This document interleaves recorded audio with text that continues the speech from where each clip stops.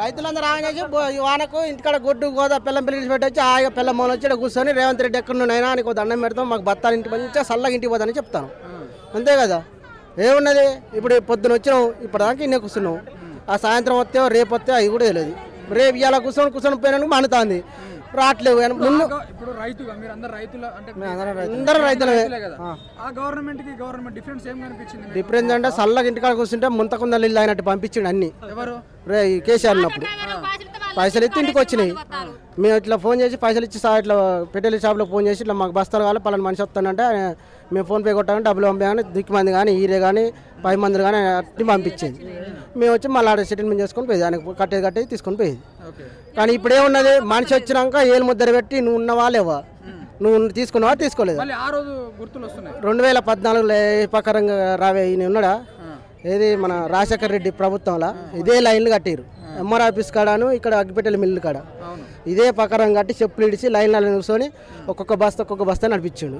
ఇదే మళ్ళీ రేవంత్ రెడ్డి వచ్చిండు, మళ్ళీ ఇదే ప్రభుత్వం ఇదే నడుస్తుంది. 6 గ్యారెంటీల విషయానికి వస్తే మొత్తం 6 గ్యారెంటీలలో ఏది వర్తించలేనిది, ఏది రైతుకు ఈరే సప్లై చేస్తాడు. 6 గంటలు ఏం పనులు చేసిండు ఆయన, అన్నీ ఉన్నాయి. ఇంకా అందలే మా దాకా రాలే, ఇంకా ఓపెన్ చేసిండు కానీ ఇంకా అందలే మా దాకా అందలే. మా ట్రైన్లో వస్తే హెలికాప్టర్లు వస్తాయి, ఆడికి వస్తాయో తెలియదు మాకు. ఆడికి వచ్చినప్పుడు మేము పోతాం. అప్పుడు నీళ్ళు కూడా వస్తానే అంటాడు. ముందటి మాడవాడు కానీ ఉంటాయి, వెనక మాడవాడు వెనకనే ఉంటాడు. ఇప్పుడు అంతే ఉంది లెక్క, బాగా వస్తాయి.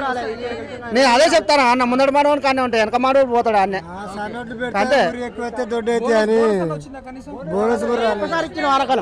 వానకాలం పంటకి ఇచ్చాడు, అది కూడా లాక్కొని మాకు రైతు బంధు ఇచ్చేసింది అంతే. ఇక మా 20 క్వింటాల ఓట్లు అయితే 25 10,000 సార్, నా ఎకరంన్నరకు 6,000 ఇచ్చిండు, 6-7,000 ఇచ్చిండు, కథం ఇక అంతే.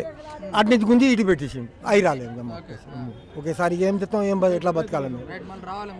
మళ్ళా రేవంత్ రెడ్డి ఎక్కడ వస్తాడు సార్, మళ్ళా వస్తాడు. ఇప్పుడు కాంగ్రెస్ గవర్నమెంట్ ఫ్రీ బస్ పెట్టింది. ఫ్రీ బస్సు పెట్టింది, వీళ్ళంతా రైతులు ఎక్కుతాం లేరు. జాబర్స్ ఇక్కడ నుంచి మొబాద్ కు డ్యూటీకి పోతాడు, అక్కడ ఆధార్ కార్డు చూపెడతాడు, మళ్ళీ ఇక్కడికి వస్తాడు. ఆ గవర్నమెంట్ జాబ్ వాళ్ళకే బస్సు ఫ్రీ మేలు, కానీ ఇటువంటి రైతులకైతే బస్సు మేలు ఎవరు మేము అడగలే. బస్సు ఫ్రీ మేము అడగలే, రైతులు కష్టపడే రైతులు అడగలే. ఆ బస్సు ఫ్రీ తీయాలి. లేడీస్ ఎవరు కలిపారు ఇందులో ఏ బస్సు? ఇప్పుడు వీళ్ళందరూ లేడీసులు ఎప్పుడైనా బస్ ఎక్కిన అడగండి, బస్ ఎక్కిందా మీరు? ఫ్రీ బస్సు ఎవరు ఎక్కలే. అది గవర్నమెంట్ జాబ్ వాళ్ళే. హన్మకొండ నుంచి వస్తారు టీచర్లు, పెద్ద ఆఫీసర్లు, లేడీసులు వస్తారు, మళ్ళీ ఎంబడి ఆ బస్సు ఆధార్ కార్డు చూసుకొని పోతాడు. ఆ నష్టం తీసేయాలి.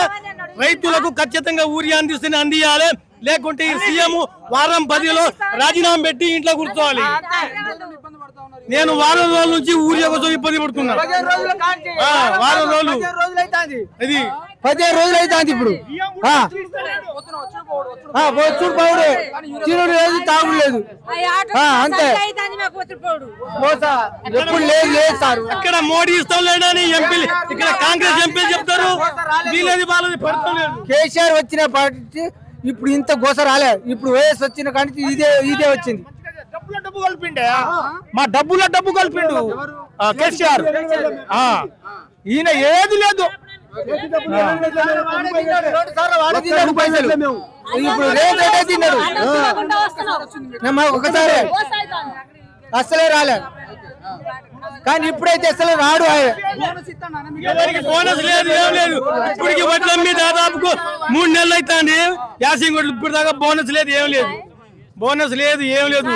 ఇటువంటి బోనస్ ఇస్తానని గట్టి మీద కూర్చొని ఇప్పుడు ఏలే అసలు బోనస్ ఇస్తానని అందరు అందులో పోసినాం, గోసపడ్డాం. వాన చినుకులలో సన్న ఒట్లే పోసినాం.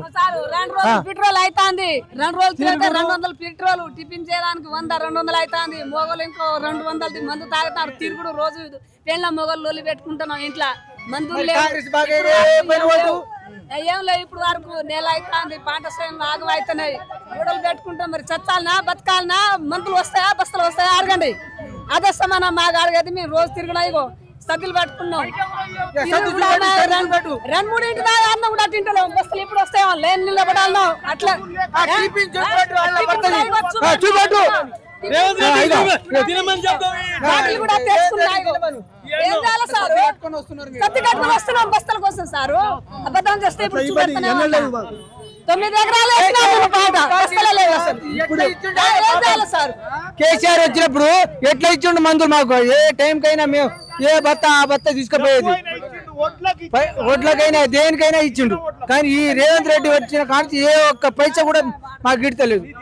ఇంకా లాసే వస్తుంది. రేటు కూడా ఏడా పెంచిండు. అప్పుడు రేటే ఉన్నది, ఇప్పుడు రేటు పెంచిండా? పెంచలే. ఏడా పెంచిండు మరి ఓట్ల పోయి పెంచిండా?